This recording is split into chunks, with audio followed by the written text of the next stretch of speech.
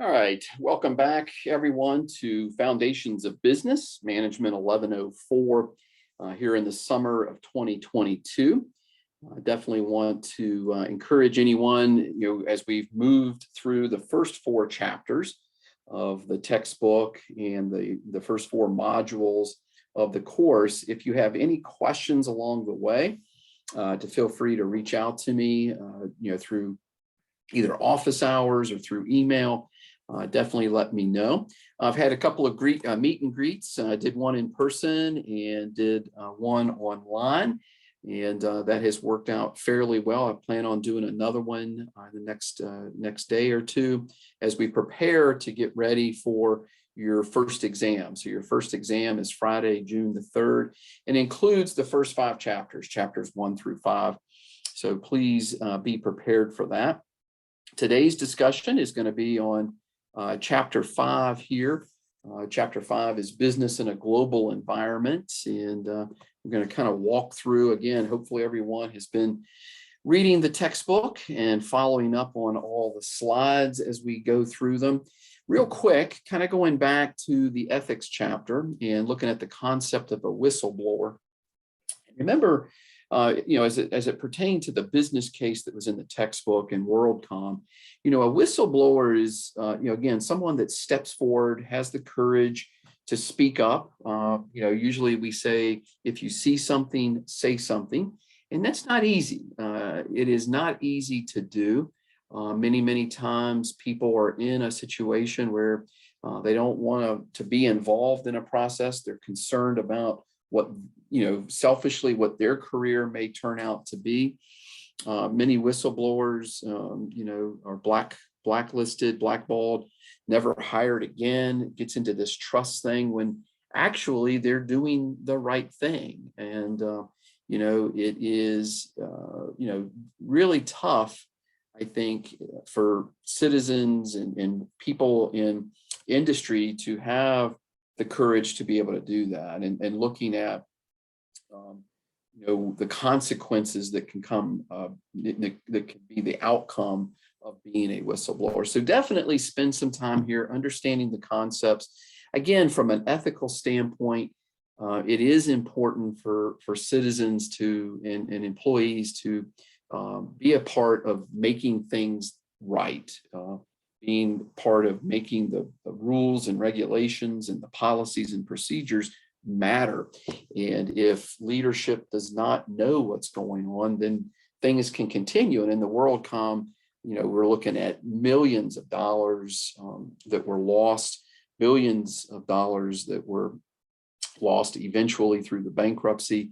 Tens of thousands of people lost their jobs. And it would not have, it probably would have gotten even worse along the way had, whistleblower not stood up. So let's move on into business in a global environment and look at it from an international business point of view. Hopefully everyone has signed up and you're receiving your daily emails from Morning Brew. I'll be have been putting some thoughts out there through quiz questions and making sure that you're getting into this behavior of reading a business source or keeping an understanding of what's going on from a business aspect. The thing I like about Morning Brew too is they do start to look at businesses on a global scale, and so it's not just North America or US centric. They do focus on organizations that have multinational and global presence with that. So start to look at globalization of business. I think for us here in the US, arguably started in the mid-70s. Nixon made a trip to China and sort of the opening up, if you will, of the East, the Far East, and being able to introduce companies that were based in North America and the US and kind of go beyond the borders, if you will. I always like to use the analogy. Think about being in a boardroom, in a conference room, and the CEO looks to everyone around the table, whether you're part of the executive team or maybe you're in middle management, maybe you're an intern, I don't know, and there's this ideation process going on. And the CEO, he or she says, listen, we've got to grow our sales. We've got to see some top line growth. And perhaps the organization has really, quote unquote, maxed out their opportunities in their current geography. And the example I'm going to use is, maybe they have maxed out their opportunities from a US perspective, and they must, or they need to start looking at it from a geographical footprint and start to think about exporting their products or services. This is what happened in my career. In 2009, 2010, I had, moved from supply chain operations over to sales and marketing. And so my goals and objectives were a little bit different in that new career model. And I was part of the organization I was with. We had a product line where we had 90% of the market in the US.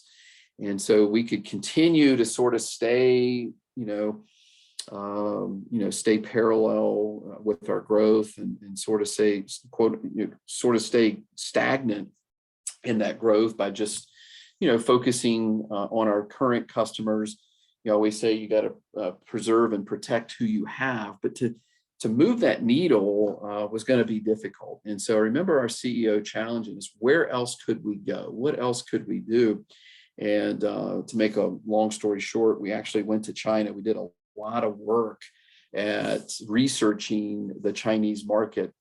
And we set up a sales office. We had a sales and marketing office in Shanghai, and turns out, one of our largest customers out of that particular office was in Vietnam. We grew India out of that office.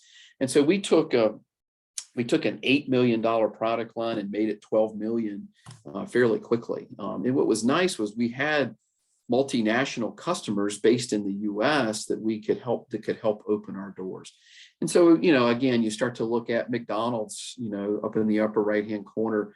One way for them to grow their business was to, go outside of the US and start looking across the world. So we start to look at what is globalization, and it starts to, describe this interdependence of nations that foster, free trade.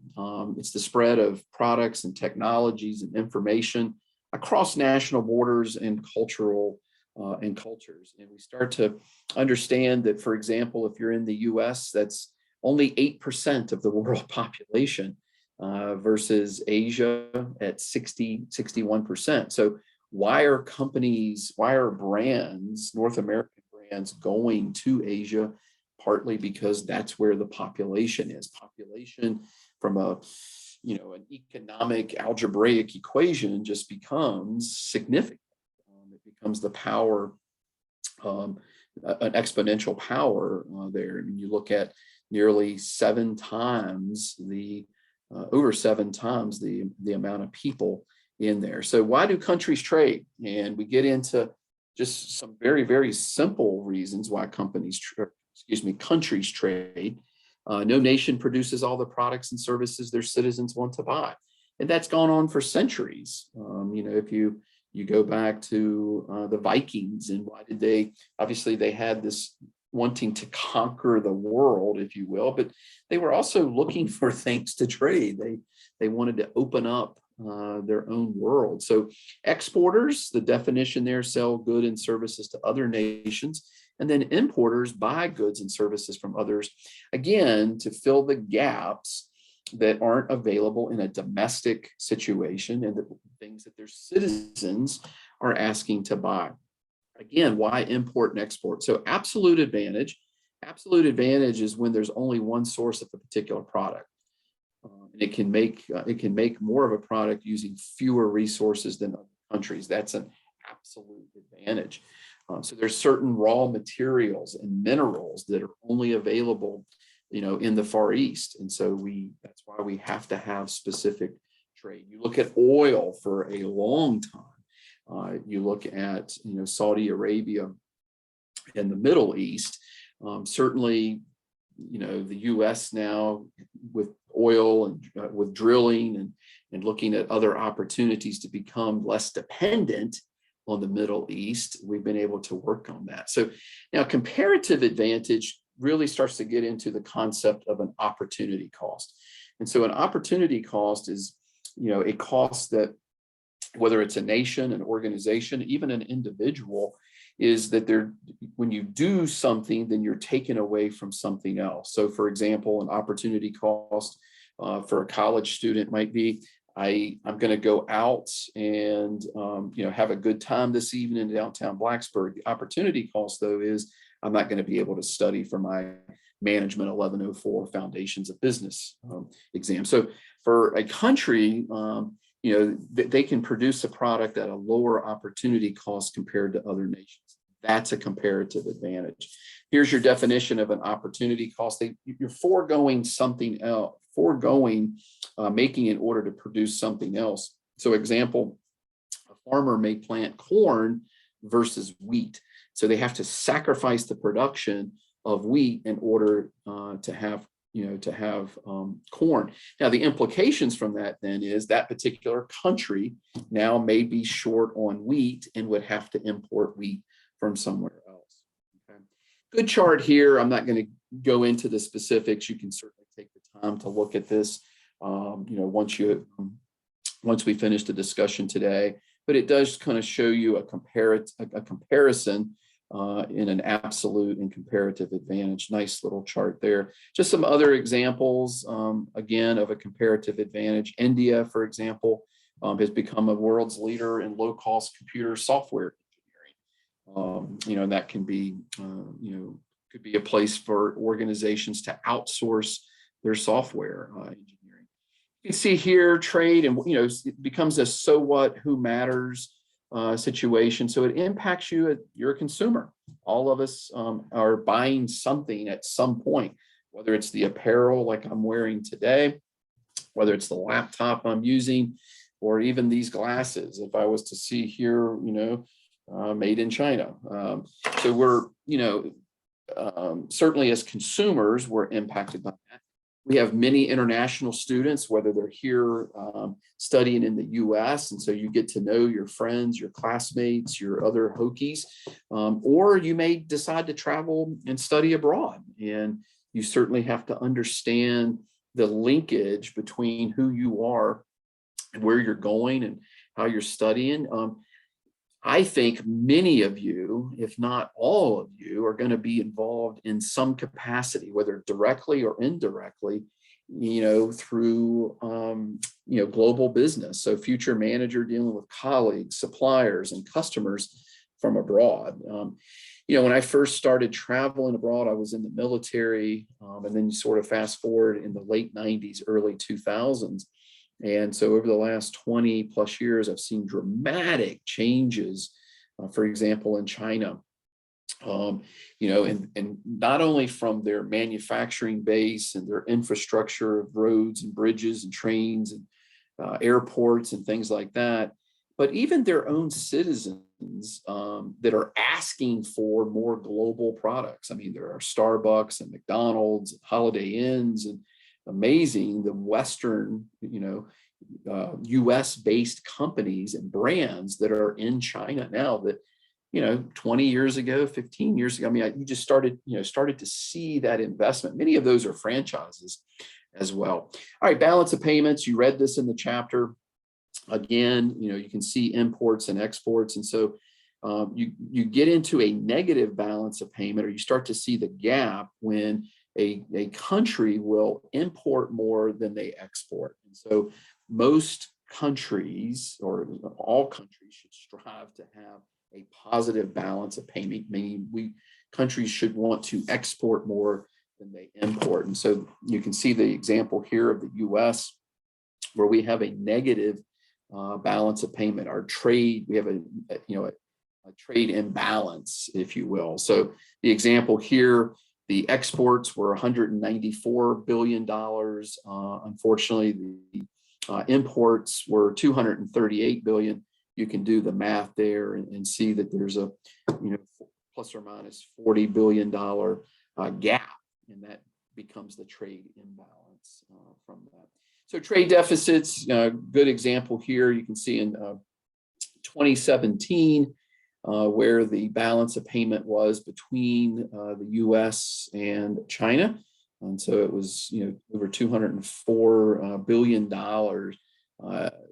definitely an issue. But let's turn the clock back to 1997, where it was only a $50 billion. So you can start to see the imports and exports and how companies started to invest more in the Chinese economy, mainly because there was, people, low-cost labor.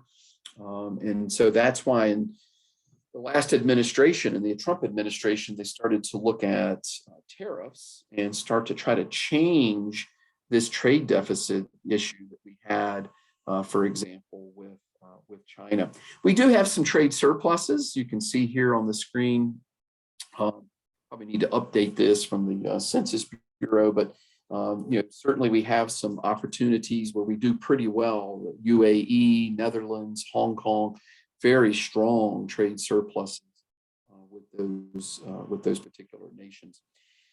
As we've mentioned before, this is from McKinsey, an incredible amount of growth over the next 10 years in China and South Asia. That's why brands are looking at those particular nations. Now, this was before COVID, so BC, but I know once we can emerge from COVID and the consumer confidence picks back up, the US leads the world in export of hospitality. So we look at, the reason why that's an export is people come here and spend money here in the US. Think about Las Vegas, Orlando, Los Angeles, New York, Chicago, Boston. These are all areas where we see a lot of visitors from other nations that want to come and visit, and they want to spend money here in the US.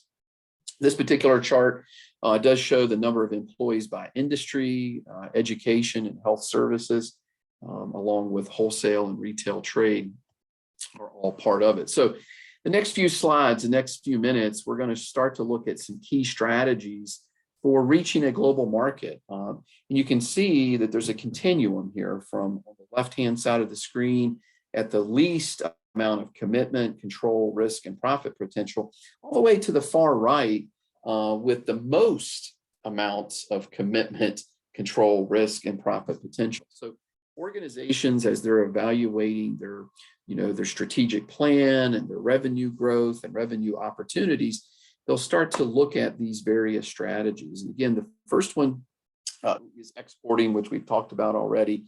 The next one would be licensing agreements. And so this is where you'll have a foreign company, you'll have a producer, which is the licensor, and they'll use things like intellectual properties, patents, trademarks, copyrights in order to help sell the products. And so many times this is just a transfer, if you will, of a chemical formula, or maybe it is the way to build a certain product. And so there'll be the ability to make those particular products in a geographical area. Many times these licensing agreements are based on time, geography, certain areas, and it allows the licensor low risk that they can see their products and or their technology being used in a new market, and they can kind of test market, if you will. Now, how does the licensor get paid? Is through royalty fees. So the foreign company, the licensee, again, will make the product, distribute it within that geographical area, and then there'll be a percentage. There'll be a royalty fee, 2%, 10%, 15%, whatever that is.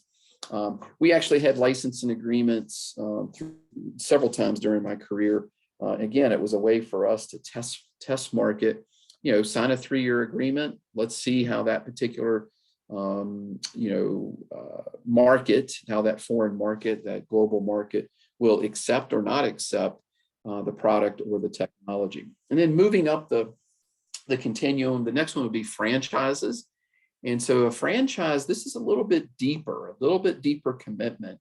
And so, there'll be a product, a brand, a service, and they'll actually get training and advertising, new product assistance. They certainly have to abide by all the brand guidelines and the specifics that the franchisor, the company, would want to keep that brand identity, that brand integrity in place. But the franchisee has the right to use that brand name and sell the products and services, again, meeting the specific guidelines for that. And so, being able to have the support services and the support of advertising, training, product assistance certainly shows a deeper commitment, again, from the franchise.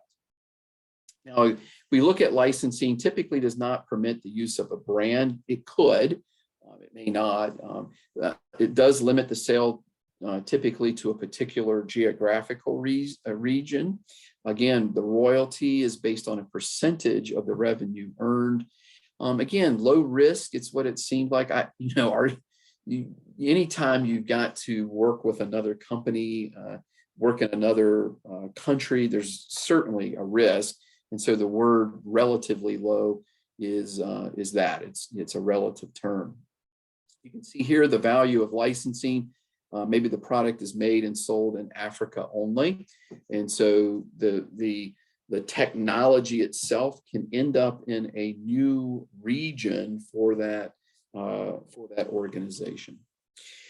Franchising has been a very large market growth potential for these American companies. You can see Starbucks, KFC, Holiday Inn, McDonald's throughout Asia. Amazing growth. I've stayed in a Holiday Inn in the lower left-hand corner. Matter of fact, I was in far western side of China in 2014. Had been out working all day. It's called Xi'an, China.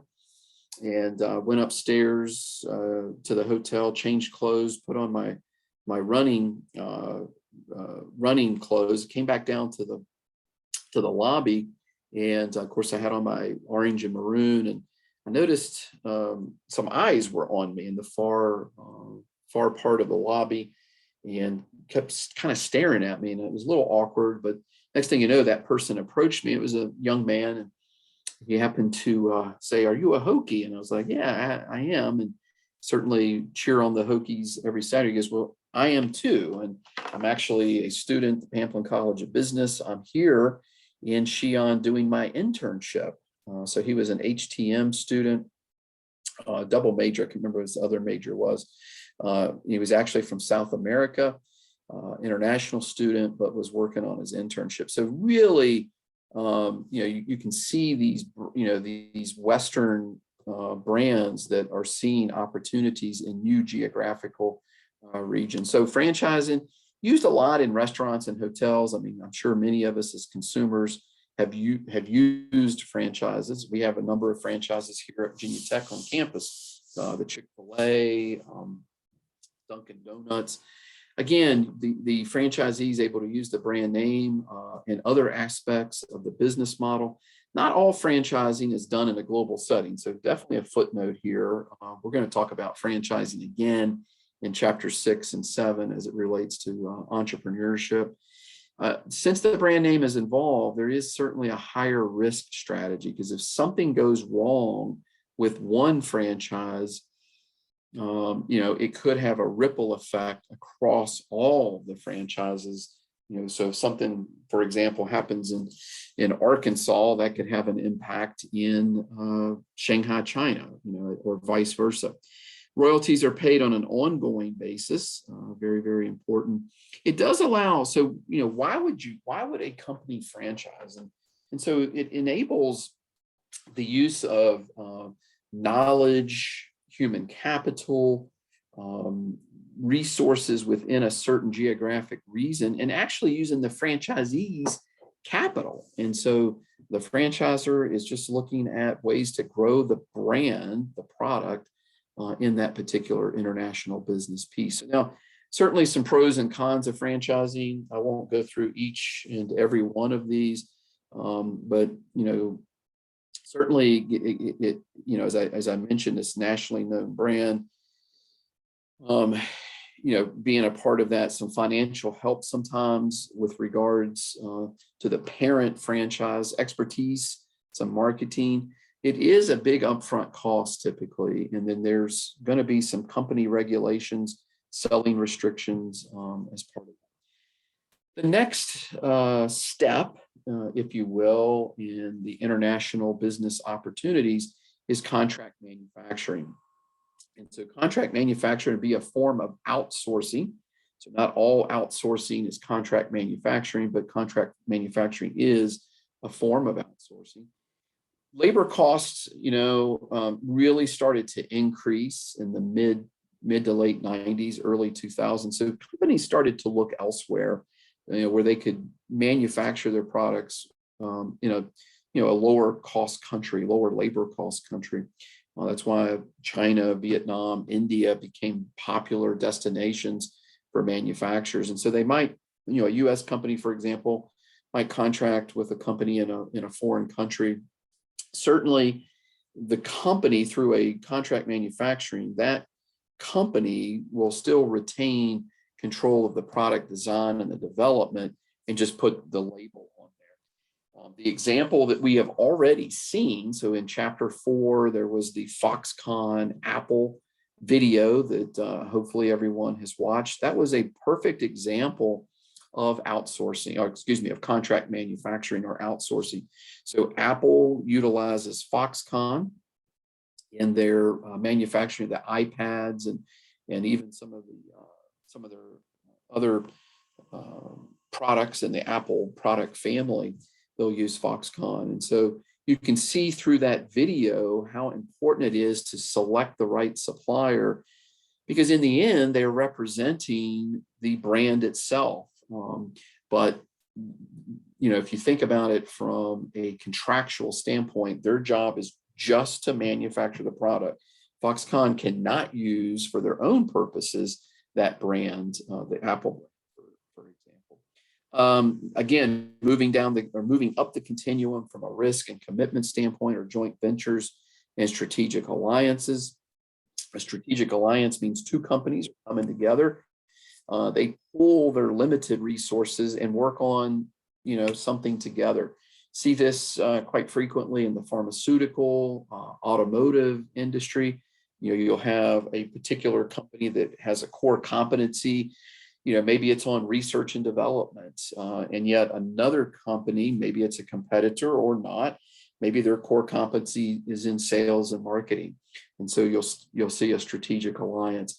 In the automotive industry in the late 90s, early 2000, you saw, for example, North American automobile manufacturers, U.S. automobile manufacturers having a strategic alliance with Japanese automakers, for example, General Motors and Toyota. So Toyota would make the engines for certain General Motors vehicles. Mazda and Ford had a strategic alliance and eventually a joint venture. So a joint venture goes a little bit further, forms a new company that's jointly owned by the companies involved. And so the Mazda engines were being put into some of the Ford vehicles. And, the JVs, for example, on the Mazda, the engine plant was down in Mexico. Now, certainly a little bit higher risk here because there's cultural differences. Major investments can happen with that. Now, the return comes from realizing the synergies. So synergies are benefits that occur only, by working together. So this collaboration, this cooperative agreements that come about, then you could start to see synergies, which are typically cost savings opportunities, whether it's people, plants, processes, can happen. And then last, but certainly not least on the continuum is foreign direct investments. This is when a company will leave their domestic nest, if you will, and will build a plant or, really start to showcase their network in a specific new market. You look at BMW, for example, that put a plant in Spartanburg, South Carolina.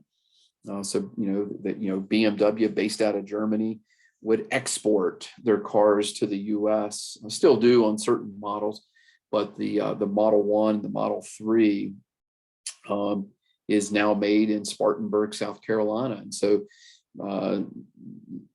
quicker to market, less expensive. There was some economic development and tax advantages for them to do so. Volkswagen built a plant in Nashville, Tennessee for the same reasons. And so that it's easier to meet that distribution network by building on foreign soils. You can start to see here, over the last 20 years, plus or minus, where foreign direct investment is going. And typically it was going into developing countries. You can see the trend there. Developed countries, it kind of comes and goes over time. A lot of times based on the economy, war. Right now, I think a lot of countries are pulling back based on what's going on in the Ukraine, trying to stay a little bit more national, concerned with that. Anytime there's international investment or international growth, there can certainly be cultural challenges.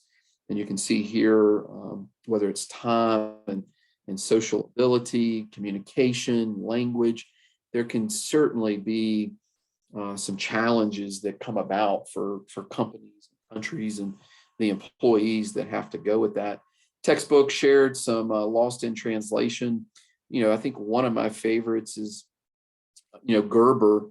I'm not sure it's on this list anymore, but Gerber used to, there's a baby, there's a, Gerber baby food. There's a picture of a baby, on the jar.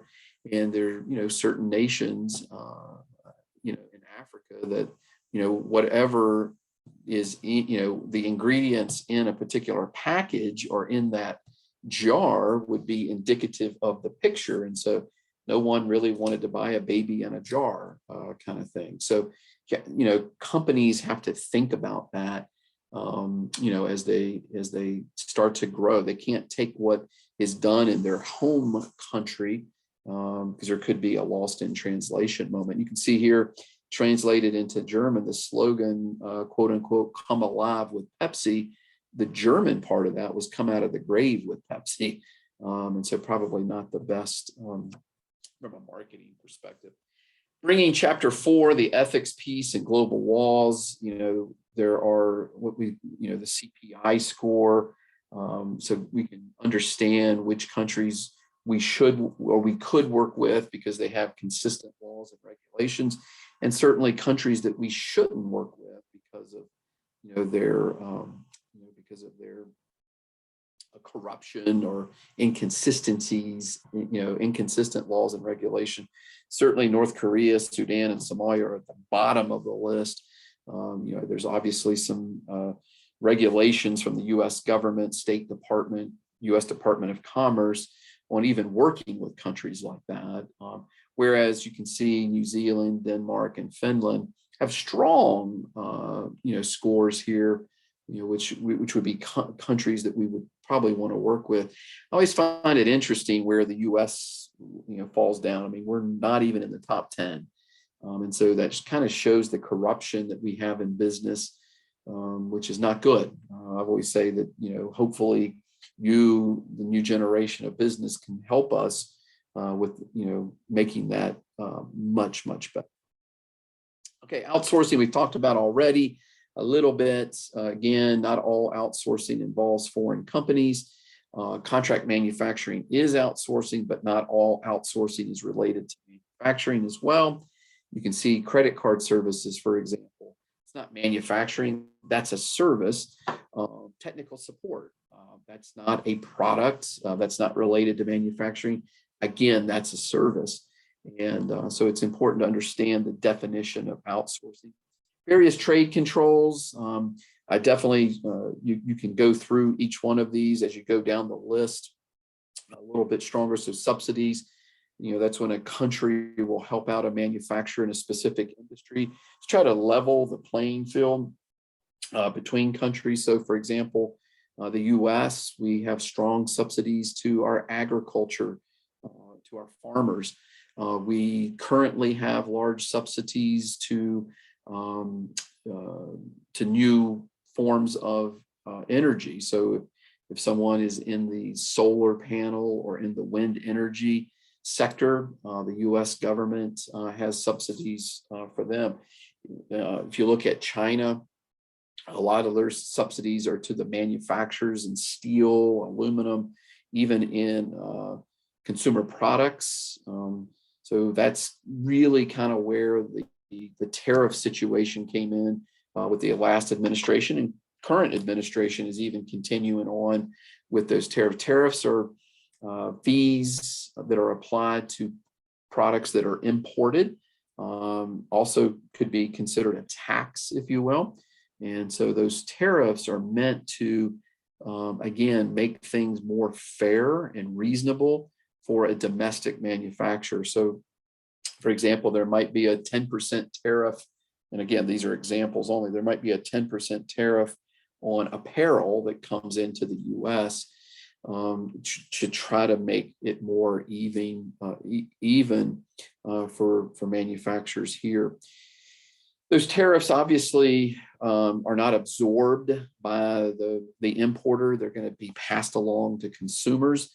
And so that was actually the reason when, when we started to apply tariffs to Chinese made products back in 2017, 2018, 2019, anywhere from 1 to 60%, that was passed along to consumers. And that's why it sometimes is considered, yeah, it's a fee, but at the end of the day, it becomes a tax. Quotas or limits that are placed on certain products could be, for a limited time, could be from a limited number, could be also based on a geographic area as well. Embargo, that is, a trade control that is placed on a particular product or a particular country, many times for geopolitical reasons, and could be for a period of time as well, sometimes until negotiations happen.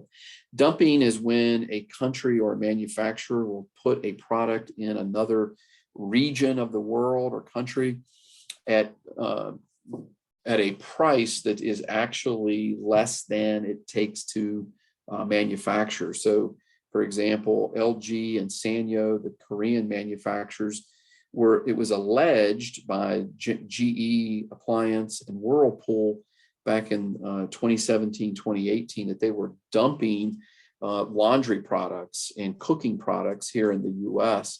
There was an investigation into it, and it was found that those particular companies were doing that. And so then there becomes quotas and embargoes and fines and fees because the US wants to protect their own manufacturers based here. Trade controls, you can see here from a subsidy standpoint, again, helping defray the cost. The lower cost may allow producers to export at a more competitive piece. You can see the quotas, definition of quota here. There's also ways to reduce trade barriers. Again, I'm not going to go through deep into these. Know what these are, know some examples, be able to apply them. Members of the EU, so you can see there that Great Britain is no longer a member of the EU. And so this, the EU becomes a trading bloc. That's pulling all those resources. So, the EU can negotiate on behalf of all of these countries versus, say, Poland or Germany negotiating one-on-one kind of pieces. And so, in trade negotiations, it becomes a lot larger leverage to be a trading bloc in that regard. You look at, for example, Great Britain has pulled out of the EU. And what that has done now is Ireland is the only English-speaking, primary English-speaking country in the EU. Certainly some of those other countries speak English, but that's not their primary language. For Ireland, that is their primary language. So I was just there, and that's what they're promoting now is, come to Ireland because we're the only English-speaking, primarily English-speaking nation, and we can help you in so many ways. And so you can start to see how that can be leveraged across all those particular nations. Again, you got some monetary assistance through the IMF and the World Bank. Again, you can see the different trading blocks and common markets that are there. So be sure that you spend some time, in the textbook, understanding those concepts and again, apply them. So that wraps up our first 5 chapters. Hopefully everyone has had a chance to see the videos and get prepared for the exam. I will be doing an exam review next Thursday to prepare you for your exam on Friday, June the 3rd. As always, if you have questions, concerns, feel free to reach out to me. I'd be glad to spend some time with you, either through email and or office hours. So with that, take care of yourself. We will see you soon.